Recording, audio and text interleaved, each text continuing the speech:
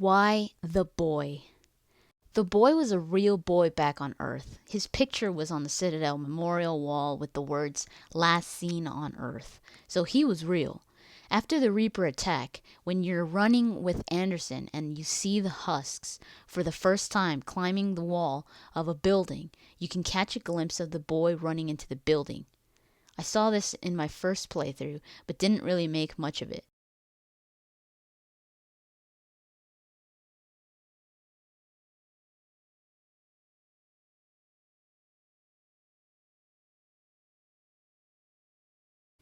This is the same building that gets blasted by a Reaper laser right before you go into the building and the vent scene happens.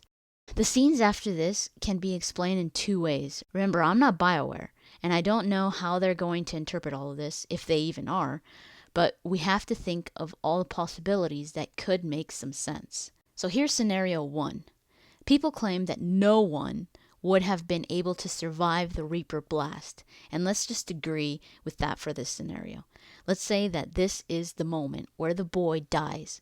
Maybe the boy ran deeper inside the building and got crushed by all that rubble, or burned in the fire, or something like that. So the boy is now dead. The Reapers and the Catalyst know about Shepard, and know that he has prevented them from doing their job more than once. Remember that Volus on Clencori? It said that the Volus saw a vision of a higher being. What if Shepard started to see a very similar vision at this point? The being of light, the Catalyst, starts to manifest itself to Shepard as this boy. Why this boy? So that Shepard could feel emotionally attached to it. The Catalyst doesn't want Shepard to stop his solution. So that's when this strange conversation starts. Everyone's dying. And then when Shepard offers to help him, the boy answers, "You can't help me." Why does he say that? Because he's trying to put that idea in Shepard's mind that everyone is dying and he can't do a single thing about it. This theme keeps coming up throughout the game. Bioware wants you to know that Shepard's guilt is starting to eat at him. Anderson then says this. Every minute these machines are here, thousands of innocent people die. I won't be responsible. The writers made Anderson say this to point out the way that Shepard is taking this whole situation. Anderson won't take responsibility, but... It's hard enough fighting a war, but it's worth knowing no matter how hard you try, you can't save them all. Shepard does. Once Shepard is on the Normandy, he sees the boy again. And how convenient that the boy looks right up at Shepard. They make eye contact. The Catalyst wants Shepard to remember him so that the guilt of losing that boy and everyone else will eventually break him. So in this scene, the boy is just an illusion. No one else sees the boy but Shepard, and he ends up dying. In scenario 2, the boy doesn't die in the building that was hit by the Reaper laser because look at the interior of the building, or at least the entrance. It's pretty much intact. It pretty much just blew out the windows. I mean, the door is still semi-operational, and there's a damn husk in there. Why didn't the blast kill the husk? Where the boy is hiding in the vent, he could have survived. There's barely any damage evident in this area, especially if he was in the vent. So the boy is still alive. He tells Shepard he can't save him. Anderson comes inside the room, not while Shepard is talking. He comes in after. Take my hand. "You can't help me." Shepard! In here. So Anderson didn't see Shepard talking to someone. He couldn't even see the boy because the boy was deep inside the vent. He just saw Shepard looking in the vent. You know what I would have thought if I saw Shepard looking into the vent at that moment? I'd think he's looking for a way out. So Anderson says, "This way." When Shepard looks back inside the vent, the boy is gone and doesn't bother to tell Anderson about the boy. It's too late. It's not like they were going to go crawling into the vent looking for the boy.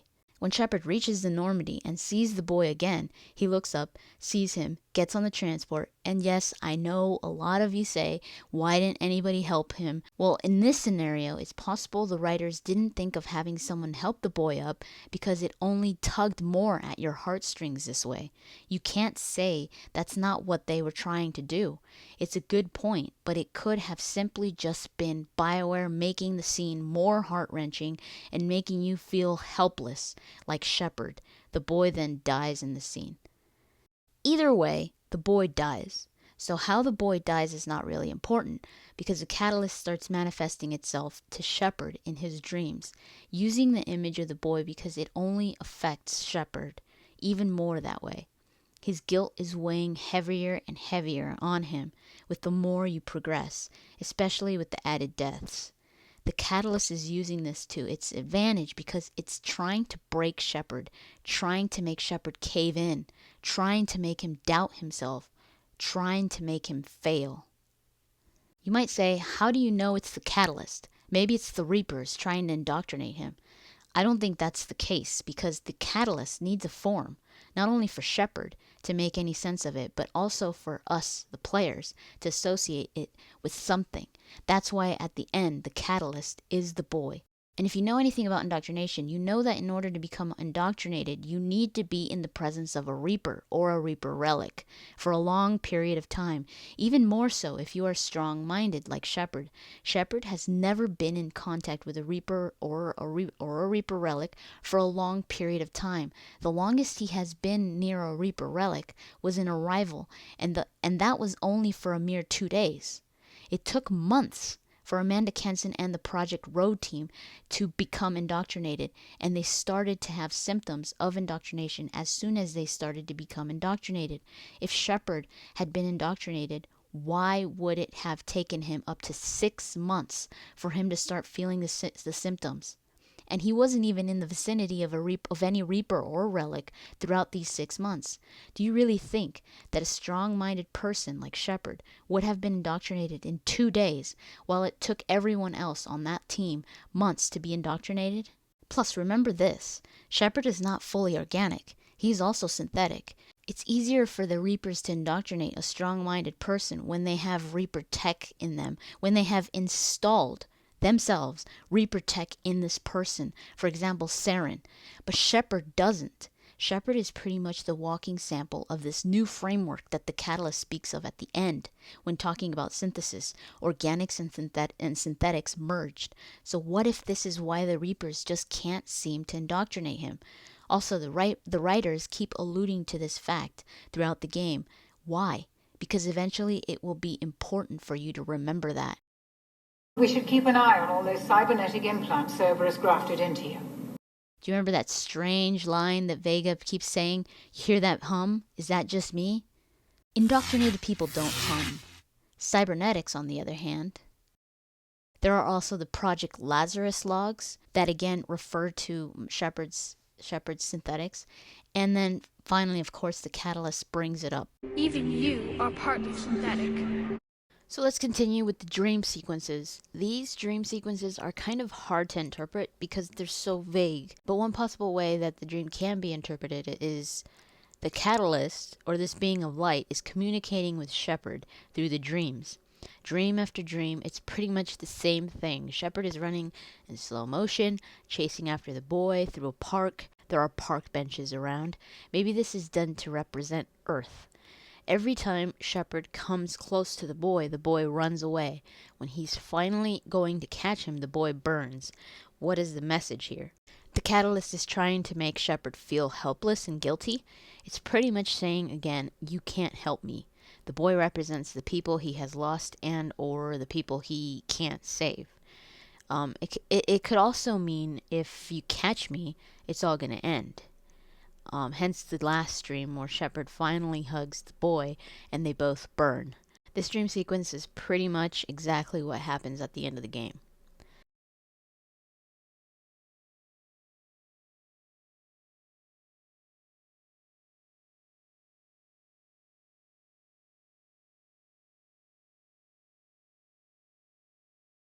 So I believe the Catalyst is trying to break Shepard mentally because Shepard is trying to put an end to the only solution to chaos.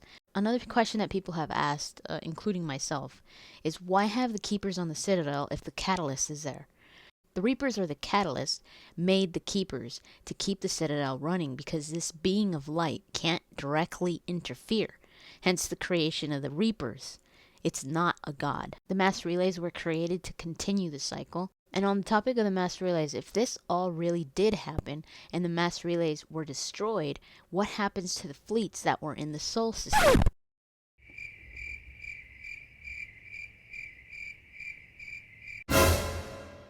In my opinion, this is one of those things that Bioware is going to have to answer because I just can't seem to find a logical answer to this one. The only thing that I could think of, and that a lot of you have mentioned as well, is that the energy released from the Crucible, assuming you had a high enough EMS, did not harm the fleets. Kind of like the energy didn't harm the people on Earth. So no supernova like an Arrival, but the fleets are still stuck there.